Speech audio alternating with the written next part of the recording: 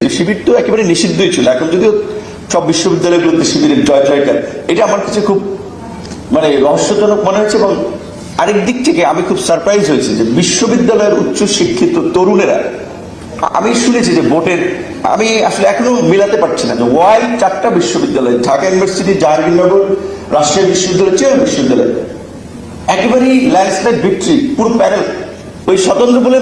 এটা কিন্তু সবাই জানেন যে তারাও ওয়ান কাইন্ড অফ শিবিরের নেক্সাসে। তাহলে সবাই শিবিরকে কেন ভোট দিল?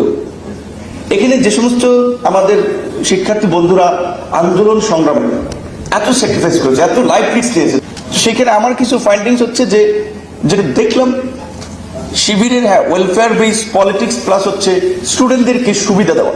যেমন অনেকে বলছে যে কোন কোন হসপিটালে নাকি আপনার চুক্তি হয়েছে যে সমঝোতা স্মারক কিংবা চুক্তিতে তাদের পরিবার, তাদের সদস্যরা আপনার খুব কম খরচে ট্রিটমেন্ট করাতে পারবে।